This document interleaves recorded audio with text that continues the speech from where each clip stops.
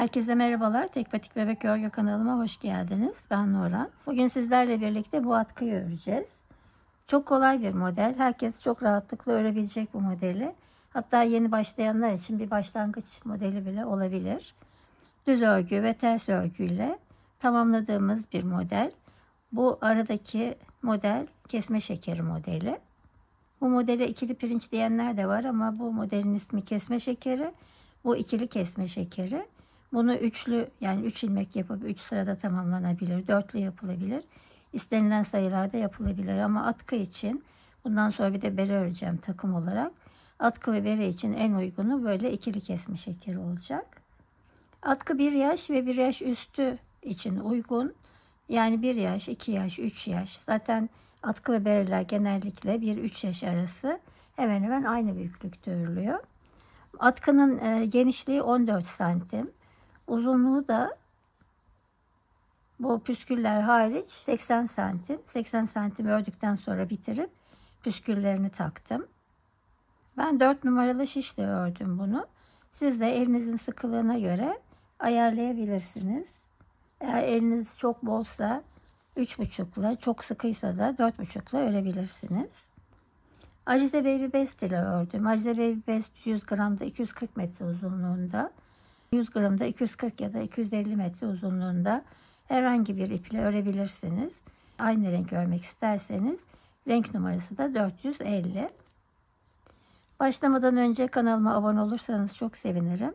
Abonelikler ücretsizdir. Beğeni ve yorumlarınızla da bana destek olabilirsiniz. Takıldığınız bir şey olduğunda da yorumlardan sorduğunuzda gördüğümde mutlaka dönüş yapıyorum. Evet, eğer hazırsak hadi başlayalım. Atkıyı 4 numaralı şişle öreceğim. Ama ilk ilmeği 4,5 numarayla atacağım. Alt tarafı büstsün istemiyorum çünkü. O nedenle, yani başlangıç kısmı büstsün istemediğim için 4,5 numaralı şişle başlıyorum. Normal klasik ilmek atma tekniğiyle ilmeklerimi atıyorum.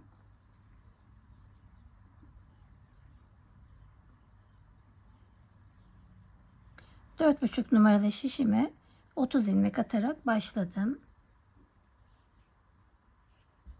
Şimdi 4 numaralı şişe geçiyorum. Bundan sonra artık hep 4 numarayla öreceğim. Ön yüzde sıra sonunda 2 tane ilmek kalıncaya kadar bütün ilmeklerimi düz örüyorum.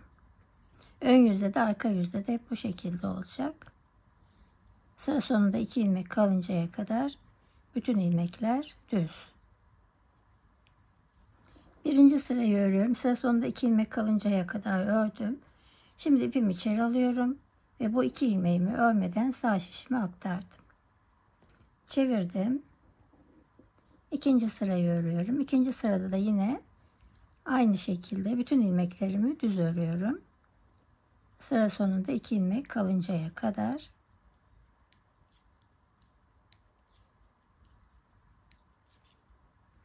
Zaten uzun bir video olmayacağı için çok da kesmeden anlatacağım bu kısımlarını.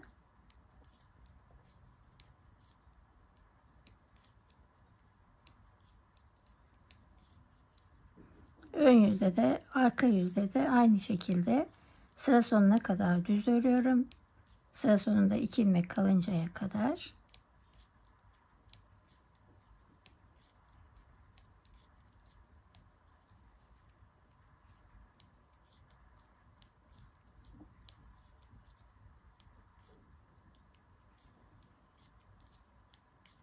Sıra sonunda 2 ilmek kaldı. İpimi içeri aldım ve 2 tane ilmeği örmeden aldım.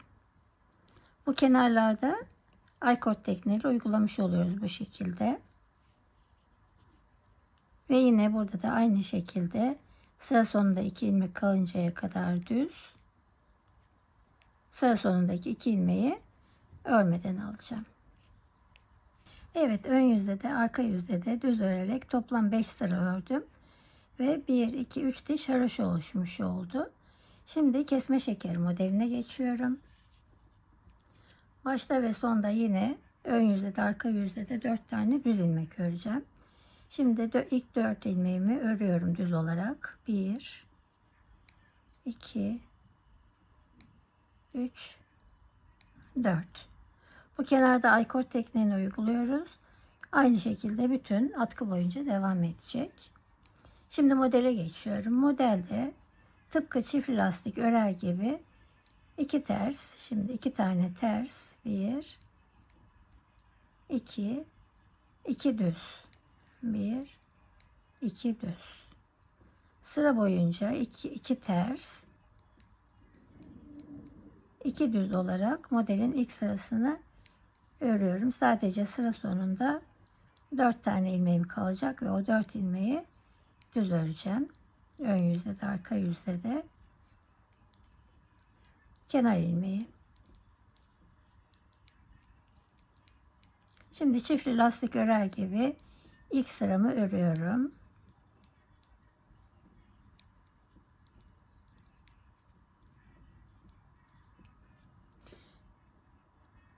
Evet, bir yerde yanlış ördüm sanırım. Ben onu düzeltirim. Şimdi ben sıra sonunu göstereyim size. 2 tane tersle bu sıra tamamlanmış olacak. Sıra sonunda 4 ilmeğim kaldığında 1, 2 düz ipimi içeri alıyorum. 2 tane ilmeği örmeden alıp örgümü çeviriyorum. Modelin ikinci sırasını örüyorum. Yine 4 tane düz ilmeğimi örüyorum. 1, 2, 3, 4. Şimdi sırada 2 tane düz ilmek var. Düz örüyorum. Yani bu sırada şöyle yapalım. Şimdi burası örgünün ön yüzü. Bu başlama ipim sol taraftayken örgünün ön yüzü. Bu modelde ön yüz, arka yüz fark etmiyor atkıda. Çünkü arkasında görüntü olarak aynı olacak. Ama model kurulumu için bu şekilde yaparsak daha kolay olur. Bilmeyen arkadaşlar için anlatıyorum. Zaten bilen arkadaşlar biliyordur. Şimdi burayı ön yüz kabul ediyorum. Ön yüzde bu kesme şekeri modelinde 2 düz 2 ters olarak ördüm. Şimdi arka yüzde gördüğüm ilmekleri aynı şekilde örüyorum. Yani düz ilmeklerimi düz, ters ilmeklerimi ters örüyorum. 2 tane ters örüyorum. Sırada düz ilmek var. 2 tane düz örüyorum. Ters ilmek var. 2 tane ters.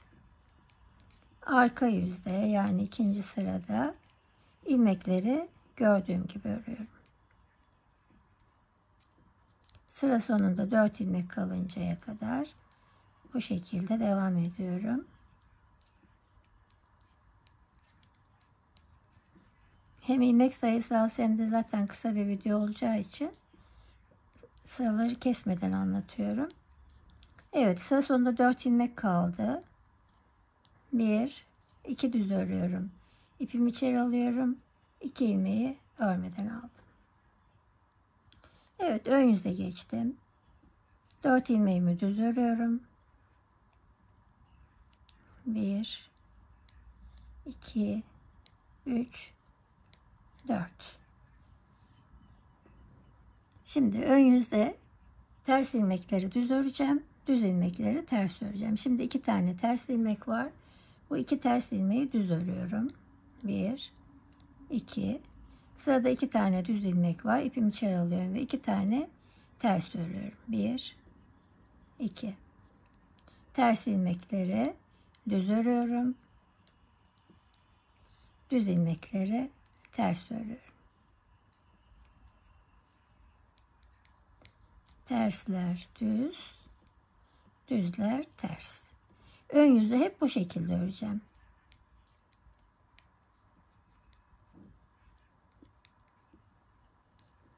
Yeni başlayan arkadaşlar karıştıracağınızı düşünüyorsanız eğer bir belirleyici bir şey takın. Bu tarafı ön yüz olacak. Ön yüzde hep düzlerin üzerine ters, terslerin üzerine düz örüyoruz. Şimdi sırada düz ilmek var. 2 tane ters örüyorum. 1, 2 tane ters. Sırada 2 tane ters var. Onları da düz örüyorum. 1, 2. Sonda 4 ilmek kalınca 1, 2 düz örüyorum. İpimi içeri alıp 2 ilmeği örmeden alıyorum ve tekrar arka yüze geçiyorum. Öyle anlatıyorum çünkü. Şimdi 4 tane düz örüyorum. 1, 2, 3, 4. Ve ilmekleri gördüğüm gibi örüyorum. Şimdi sırada 2 tane ters ilmek var. 2 ters ilmeği yine ters örüyorum. 2 tane düz ilmek var. Yine düz örüyorum. Arka yüzde ilmekleri gördüğüm gibi örüyorum. 2 düz, 2 ters.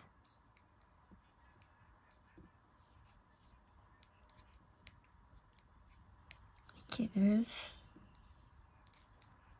2 ters.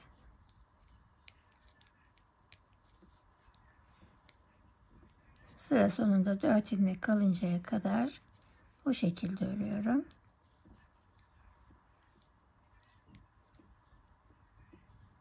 Dört ilmek kaldı.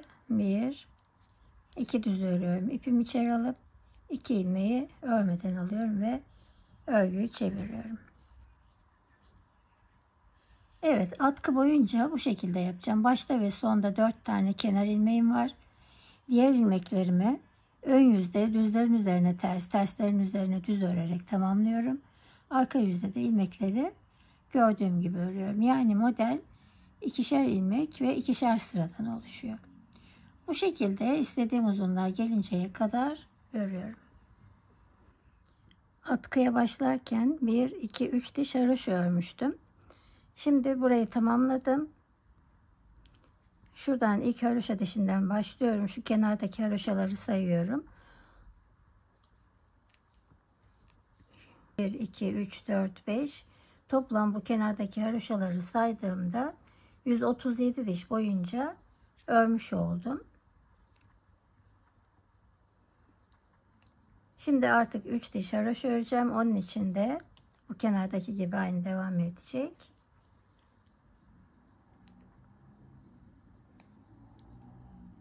Sıra sonunda 2 ilmek kalıncaya kadar bütün ilmeklerimi düz öreceğim. Burası birinci sıra.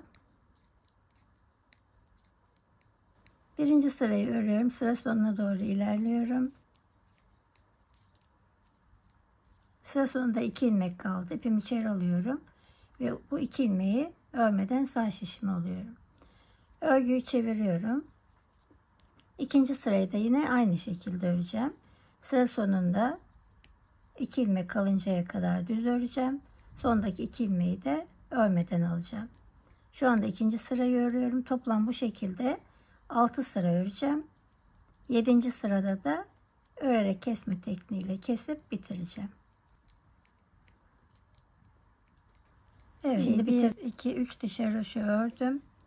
Şimdi örerek kesme tekniğiyle ilmeklerimi kapatıyorum. 2 ilmeği ördüm. 2 ilmeği üzerinden atlattım. Örüyorum. Önceki ilmeği üzerinden atlatıyorum. Örüyorum. Önceki ilmeği üzerinden atlatıyorum. Çok sıkı yapmayın bu kısmı.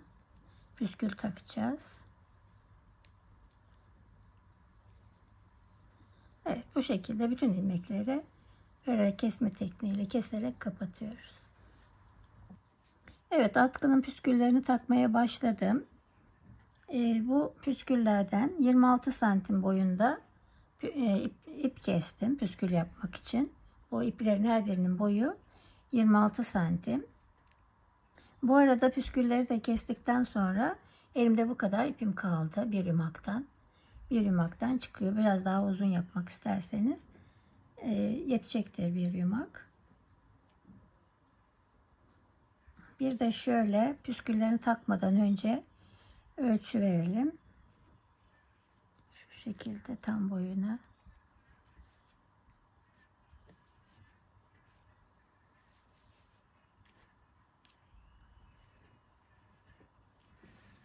Yarısını ölçeceğim. Öyle daha kolay olacak masa üzerinde.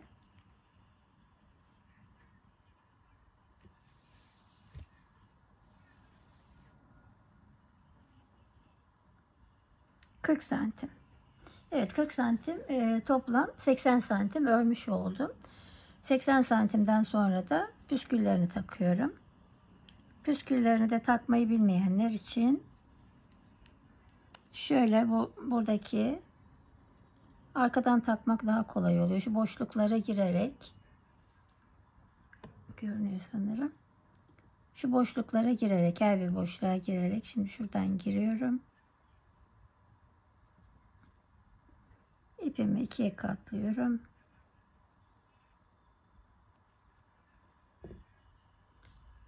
Ve iki ucunu bunun içinden geçiriyorum. Geçirdikten sonra iki ucunu birleştiriyorum. Düzgün olması için. Ve çekiyorum. Evet. Ben bu şekilde takıyorum. Size de nasıl kolay gelirse öyle olur. Ben biraz takıntılı olduğum için aynı boyda olsun istiyorum uçlarını.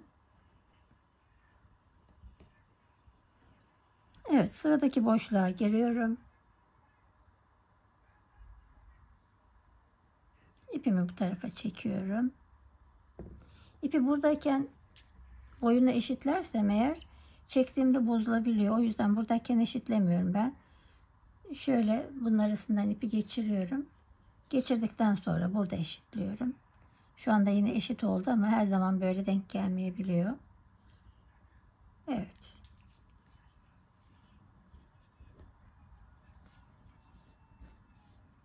Bir tane daha yapalım. Sıradaki boşluğa giriyorum. Yani bu boşluğa girdiğimde şuradaki bu başlama ya da bitirme ilmeklerinin ikisi de tığımın üzerinde oluyor. Tığla geçiriyorum ipimi. Bunun arasından ipin uçlarını geçiriyorum.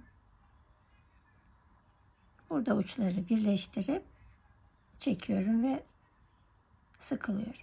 Bu kadar. Bu arada şu genişliğinin de ölçüsünü vereyim. Unuttum onu vermeyi.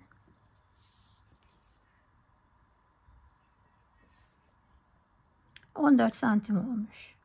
Evet, zaten yaklaşık bu ölçülerde örüyoruz ama ben genelde 13, 13,5, 12,5 öyle örüyorum. Ama bu o kadar yumuşak oldu ki bebek hiçbir şekilde rahatsız olmayacak. 14 santim, ama siz daha kısa, daha dar yapmak isterseniz 2 ilmek ya da 4 ilmek eksiltebilirsiniz. Yani burada bir model, şöyle bakayım, yaklaşık yarım santim oluyor. Mesela 1 santim daha dar olsun istiyorsanız 4 ilmek eksik başlayabilirsiniz. Atkımız bitti. Yumuşacık, çok güzel oldu. Her yaş grubuna örebileceğiniz bir model bu atkı modeli. Daha büyük yaşlar için, yetişkinler için bile uygun. Sadece genişliğini ona göre ayarlayacaksınız. Boyunu da ona göre uzatacaksınız.